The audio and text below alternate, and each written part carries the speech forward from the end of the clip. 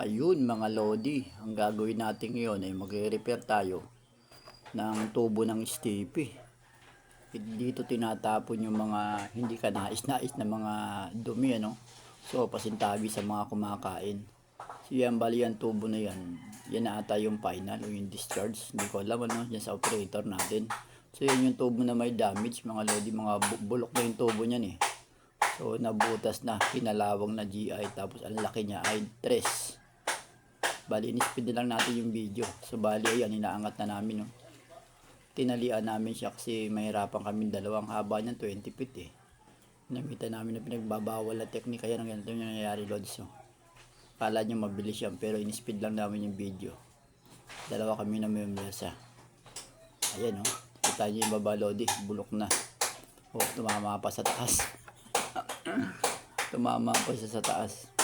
Ayan, bira lon, bila. Ayan o, bira hilon, bira.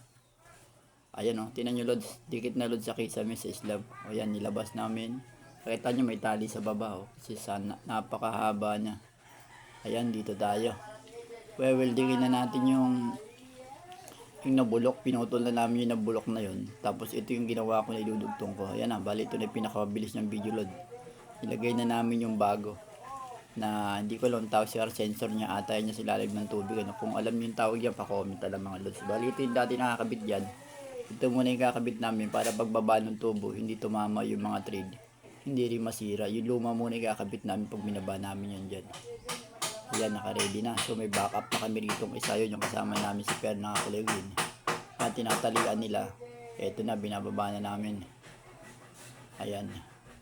Ayan, bali yung kasama namin isa, nakita yung tali dito lods. Hawak-hawak yung lobby na yun para kada baba namin. Hindi siya persado. Ayan na, naibaba na. Spot na natin siya. Lagyan natin siya ng clearance na isang welding rod. Tapos patulong tayo dyan sa kasama natin. Ito na yung pinakamahirap dyan sa lahat eh. Para sa akin ito na yung mahirap. Kasi hindi ko naman to ginagawa basta-basta eh. Yung nagtatrabaho ko ng welding sa labas, mga mining, talagang ginagawa talaga namin to. Kaya lang pag isa ka ng maintenance, bihira na itong gagawin, trabaho na to ng contractor eh. Pero subukan pa rin natin. Yan, nilagyan ko lang ng isang welding rod para clearance nya. Para doon sa mga nakakapanood natin video, baka sabihin ng mga loading natin kabakal, hindi tayo naglagay ng clearance. Yan, naglagay po tayo ng clearance isang welding rod. 1.8 po yung welding rod niyo, kahit pa paano. Pwede na yon. Yan, spot po tayo dito. Tapos konti bola-bola, konting lokohan. Yan, bali okay na yung loads, naka-spot na yon. Yan, babalatan ko na siya ng bala dyan sa ilalim, overhead. So tinatawag nila 6G.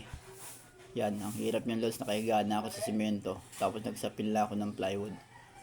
Ayan o, kita nyo naman, galawan ba yan ng galawan ba yan o, tingnan nyo naman mga lods, talagang yun, kahit pa paano. Wala pang practice yan lods, kasi taon talaga, taon nang hindi makakyot. Tapos tara, kain tayo, papagod sa trabaho, baka na. Ayun o, sarap o. Sarap-sarap ng ulam namin pagkatapos magtrabaho. Tara, kain.